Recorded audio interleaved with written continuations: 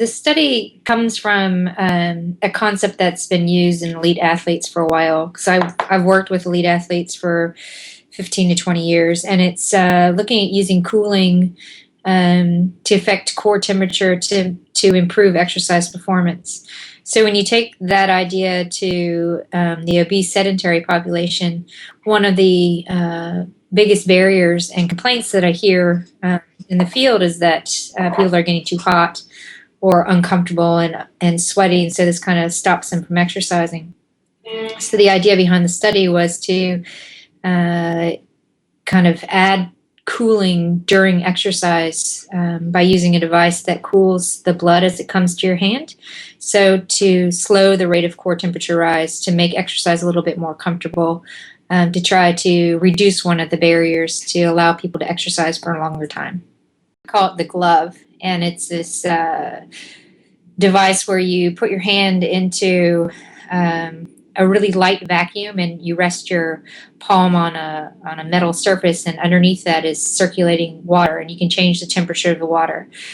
So we had the water temperature and the cooling about 70 degrees. So the gradient between body temperature and the cooling was enough to pull the heat out of the palm of the hand and to cool the blood as it passed over the surface. And then the water temperature in the in the control group was body temperature. So they put their hand, and they both groups had their hand in a device while they were walking on the treadmill. The cooling group itself, their participation rate was about 98%. So almost no one skipped a session unless it was an illness or prearranged. And their waist circumference went down. Their walking time for 1.5 mile went down. And a lot of them got off blood pressure meds. They've stuck with exercise afterwards. And there wasn't any difference between the control and the experimental group rather than the cooling. So they all did body weight warm up, body weight cool downs, and then everyone exercised on a treadmill. It's just cooling was the participation factor that made people feel more comfortable and motivated to exercise. The athletic concepts are drinking an icy slushy, or using a vest, or using the Palmer cooling. So different concepts that are used in the field.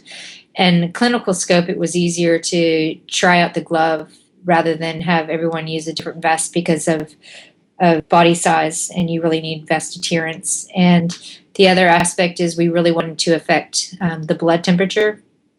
And if you're doing surface cooling with a vest, it has a little bit of effect, but it's not as strong effect as Palmer cooling or ingesting an ice slushy. Because the glove itself is kind of cumbersome to bring out in the field, and the people that I've talked to and some of the women that continue with the study and they want to maintain the cooling aspect is freezing a bottle of water and then taking that bottle of water and holding on to it while you're exercising, so that you have a cold gradient against the palmar surfaces, because the palmar surfaces are huge heat off flyers. And then the other aspect is as the water melts, you drink it, so you get a cold ingestion. So it's kind of a double cooling effect.